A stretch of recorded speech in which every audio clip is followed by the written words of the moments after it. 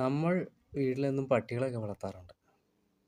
അത് നമ്മൾക്ക് ഒരു കാവലിനൊക്കെ വേണ്ടിയാണ്, നമുക്ക് എന്തെങ്കിലും ഒരു തുണ വേണ്ടിയൊക്കെയാണ് പട്ടി വളർത്താറുള്ളത്.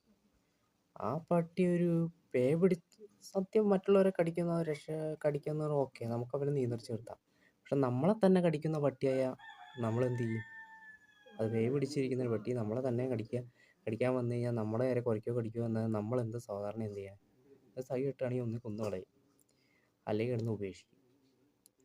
പറഞ്ഞത് വേറെ ഒന്നുമല്ല, ഇപ്പോൾ കേരളത്തിലൊരു നടക്കുന്ന സംഭവം ഈ അടുത്തിടെ ഉണ്ടായി. എന്നും നടക്കുന്ന സംഭവങ്ങളാണ് ഉള്ളത്. എന്നിരുന്നാൽ പോലും വലിയ രീതിയിൽ നടക്കുന്ന ഒരു സംഭവം കേരളത്തിൽ ഉണ്ടായിട്ടുണ്ടായി. ഒരമ്മയുടെ വാരിയെല്ല് തറയെ തള്ളിയിട്ട് വാരിയെല്ല് ഒടിച്ചത്, കമ്പിപ്പാര കൊണ്ട് തല്ലി വാരിയെല്ല് ഒടിച്ചത്. അത് സ്വന്തം മോള്. അതിൻ്റെ കാരണം എന്നാന്ന് വെച്ച് കഴിഞ്ഞാൽ ഫേസ് ക്രീം മാറ്റിവെച്ചു എന്ന് ആരോപിച്ച്, അമ്മ കണ്ടിട്ട് പോലുമില്ല, ഫേസ് ക്രീം മാറ്റിവെച്ച് എന്നും പറഞ്ഞ് തള്ളി ദേഹത്തിൻ്റെ ചവിട്ടി, എന്നിട്ട് കമ്പിപ്പാര കൊണ്ട് വാരിയെല്ല് തല്ലി ഒടിച്ചു. എന്ത് ക്രൂരത! ഒരു ഫേസ് ക്രീം കിട്ടി മാറ്റിവെച്ചു എന്നുള്ളതിൻ്റെ ആരോപണം ഉന്നയിച്ച് ഒന്ന് ആലോചിച്ച് നോക്കി. ഇത്രയും നാളും വെറ്റി വളർത്തിയ മോള. ഇത് പെൺകുട്ടികളെ ഇച്ചിരി കെയർ ചെയ്ത് സൂക്ഷിക്കണം. പക്ഷെ ആ അമ്മയുടെ പ്രതീക്ഷ എല്ലാം തെറ്റി. എന്തായാലും നമുക്ക് ആ ന്യൂസ് കണ്ടിട്ട് വരാം. ഫേസ് ക്രീം മാറ്റിവെച്ചതുമായി തർക്കത്തെ തുടർന്ന് എറണാകുളം പനങ്ങാട് മാതാവിനെ മർദ്ദിച്ച് വാരിയെല്ല് തകർത്ത മകൾ പിടിയിലായി. വയനാട് നിന്നാണ് നിവിയെ പോലീസ് പിടികൂടിയത്. കൊലപാതകം, കഞ്ചാവ് കേസുകൾ പ്രതിയാണ് നിവിയ. അന്നത്തെ ദിവസത്തെ പ്രശ്നത്തിന് കാരണം ഫേസ് ക്രീം എടുത്ത് മാറ്റിവെച്ചതാണ്. ഈ നിവിയ വീട്ടിലുണ്ടായിരുന്നു. വീട്ടിൽ ഫേസ് ക്രീം നോക്കിയ ഘട്ടത്തിൽ അവിടെ കണ്ടില്ല. തുടർന്ന് അമ്മയോട് ചോദിച്ചു. അമ്മയുടെ പേര് സരസ്വ എന്നാണ്. അമ്മയോട് ചോദിച്ചു. അമ്മ പറഞ്ഞത് എടുത്തിട്ടില്ല എന്ന്. പക്ഷേ നിങ്ങളാണ് എടുത്തത് എന്ന് ചൂണ്ടിക്കാണിച്ചാണ് നിവിയ ആദ്യം അമ്മയെ നിലത്തിട്ട് ചവിട്ടി. അതിനുശേഷം തൊട്ടപ്പുറത്തിരുന്ന കമ്പിപ്പാര ഉപയോഗിച്ച് തലയ്ക്കും മറ്റ് ശരീരഭാഗങ്ങളിലേക്കും അടിക്കുകയായിരുന്നു. അവിടെ നിന്ന് അവർ കടന്നു കളയുകയും ചെയ്തു. പനങ്ങാട് പോലീസ് കേസ് രജിസ്റ്റർ ചെയ്ത് അന്വേഷണം നടത്തിയത് ഏറ്റവും ഒടുവിൽ ഒരു 5 മിനിറ്റ് മുമ്പാണ് നിവിയയെ വയനാട് നിന്ന് ഇപ്പോൾ പനങ്ങാട് പോലീസ് പിടികൂടിയിട്ടുള്ളത്. നിവിയക്ക് ക്രിമിനൽ പശ്ചാത്തലമുണ്ട് എന്നാണ് പോലീസിൽ നിന്ന് ലഭിക്കുന്ന വിവരം. നിവിയ നേരത്തെ കൊലപാതക കേസിലും അതോടൊപ്പം തന്നെ NDPS കേസിലും പ്രതിയാണ്. അതുകൊണ്ട് ഗുണ്ട ആക്ട് പ്രകാരമുള്ള വകുപ്പുകൾ ചുമത്തും എന്നാണ് ഇപ്പോൾ ലഭ്യമാകുന്ന വിവരം. ഒരുപക്ഷെ ഉച്ചയോടുകൂടി നിവിയയെ വയനാട് നിന്ന് പനങ്ങാട് പോലീസ് സ്റ്റേഷനിലേക്ക് എത്തിക്കും എന്നാണ് മനസ്സിലാകുന്ന വിവരം. ഒരു ഫേസ് ക്രീം മാറ്റിവെച്ചതുമായി ബന്ധപ്പെട്ടുള്ള പ്രകോപനമാണ് സ്വന്തം അമ്മയുടെ വാരിയെല്ല് തല്ലിയൊടിക്കാൻ കാരണം. പൊക്കിയിട്ടുണ്ട്. അപ്പോൾ മുമ്പും ഇത് കേസ് പ്രതിയാണ്. ആ മുഖം കണ്ടാൽ അറിയാം എന്തോ കഞ്ചാവൊക്കെ അടിച്ചിട്ടാണ്, പിന്നെ ഒരു കഞ്ചാവ് അടിക്കുന്ന ലഹരി അഡിക്റ്റഡ് ആയിട്ടുള്ളൊരു വ്യക്തിയാണെന്ന്, ഒരു സ്ത്രീയാണെന്ന് ഇതിൽ നിന്ന് മനസ്സിലാക്കാം. ആ ഒരു മുഖഭാവവും രീതിയാണ്. ഇനി ഇവിടെ അറസ്റ്റ് ചെയ്യുന്ന ഒരു വീഡിയോ വരുന്നുണ്ട്, അത് കാണിക്കാം. ഇനി ഇത് എന്ന് സംഭവം നടക്കുന്നതെന്ന് പറഞ്ഞ ഫേസ് ക്രീം മാറ്റി വെച്ചു എന്നും പറഞ്ഞ് അതിസുന്ദരി ആശയറായി ആണല്ലോ ഇവിടെ. ഫേസ് ക്രീം മാറ്റി വെച്ചു എന്നും പറഞ്ഞ് അമ്മയെ തല്ലിയ സംഭവം പറഞ്ഞു കഴിഞ്ഞാൽ ആദ്യം കയറി മോന്തയ്ക്കിട്ട് അടിക്കുകയും അതുപോലെ കഴുത്തിന് കുത്തിപ്പിടിക്കുകയും നിലത്തിട്ട് ചവിട്ടുകയും അതിനുശേഷമാണ് ഈ കമ്പി വെച്ച് അടി വെച്ചു കൊടുത്തത്. അപ്പോൾ ആ സമയത്ത് നാട്ടുകാരെത്തിയാണ് രക്ഷപ്പെടുത്തിയത്. അത് കുമ്പളി പനന്തിട്ടയിൽ എന്ന് പറയുന്നൊരു വീട്ടിൽ സരസു എന്ന് പറയുന്നതാണ് ഈ ദിവ്യയുടെ അമ്മ. ഈ അമ്മേനെയാണ്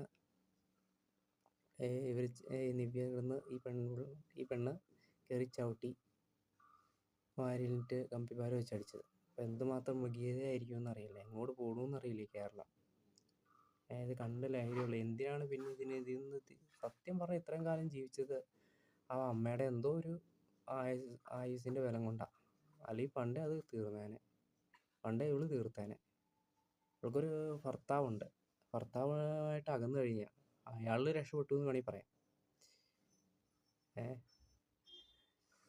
ഈ മാതിരി ലഹരികൾ ഉപയോഗിച്ച് ചവിട്ടി കൂട്ടി ഐശ്വര്യ എന്നുള്ള ഭാവം.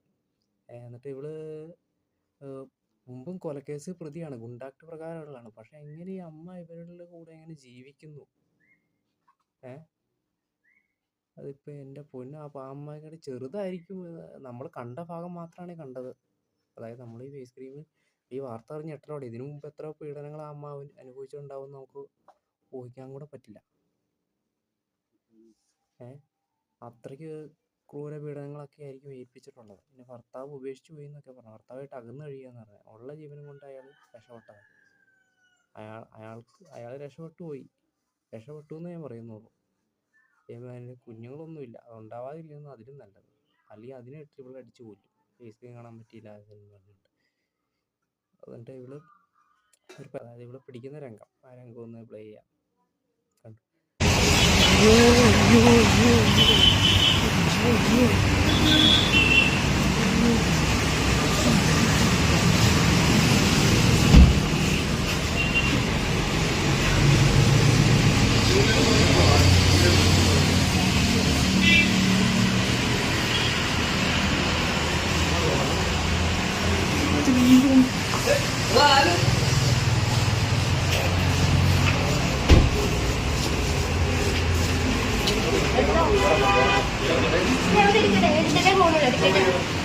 എടുത്തിട്ടേ പോളുള്ളൂ. ഞാൻ മറന്നാടത്തിൽ സംസാരിക്കാൻ താല്പര്യമാണ്.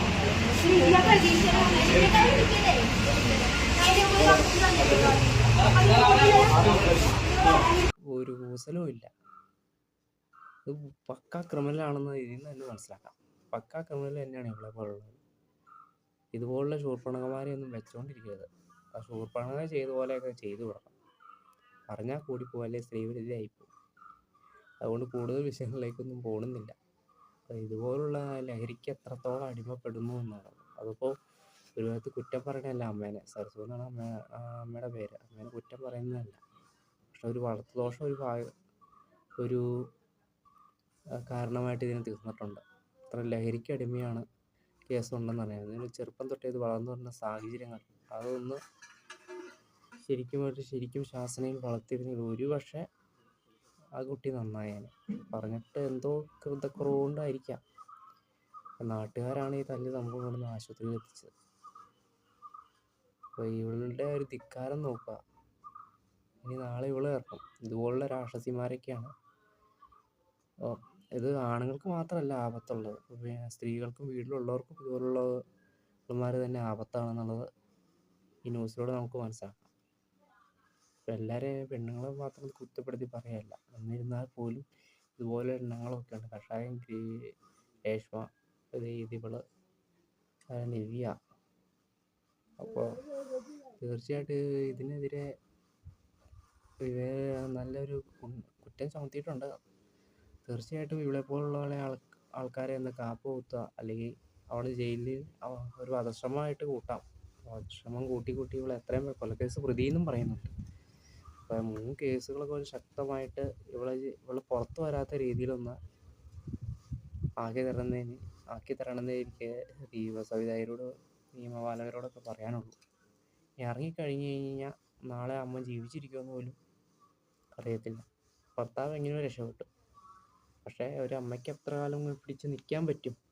ഇനിയും വന്നു കഴിഞ്ഞാൽ അമ്മയുടെ ജീവൻ്റെ ആ രീതിയിൽ നിന്ന് ആലോചിച്ച് നോക്കുക. അപ്പം അതിനുള്ള ആ അമ്മയ്ക്ക് വേണ്ട സംരക്ഷണങ്ങളും അതുപോലെ ഇവളെ ഒരു ജീവിതാവസാനം വരെ ഇത് തടവിലിടാനുള്ള. കാരണം ജീവിതാവസാനം എന്ന് പറയുമ്പോൾ തന്നെ ഇവളെ പുറത്തിറങ്ങിയാൽ 10 ഇരട്ടി ഡേഞ്ചറായിട്ട് ഇറങ്ങി വരുള്ളൂ. കാരണം ഇവളെ ആ പിടിച്ചപ്പോൾ തന്നെ മനസ്സിലാക്കി കഴിഞ്ഞാൽ അവളുടെ ഒരു കുറ്റബോധവും ഇല്ല. താൻ എനിക്ക് എന്ത് ചെയ്താലും വേണ്ടില്ല എന്നുള്ളൊരു മനോഭാവമാണ് ഇവിടെ കണ്ടത്. അപ്പോൾ ഇനി ഇവൾ പുറത്തിറങ്ങിയാൽ അതീവ ഡേഞ്ചറസ് തന്നെയാണ്. അപ്പോൾ ഇതുപോലുള്ള വ്യക്തികളെ ആണായാലും പെണ്ണായാലും അവനെ പുറംലോകം കാണിക്കരുത്. എല്ലാവരും നോക്കിക്കൊല്ലാൻ ഞാൻ പറയുന്നില്ല. പക്ഷെ അവർ പുറത്തിറങ്ങരുത്. എന്ന് വെച്ചാൽ അവർ തിന്നാനും കൊടുക്കരുത്. അത് തീറ്റക്കുത്തിൻ്റെ സൂക്കേട് കൊണ്ടാണ് അവരങ്ങനെ ആയത്. ഇനി അങ്ങനെ ചെയ്യരുത്.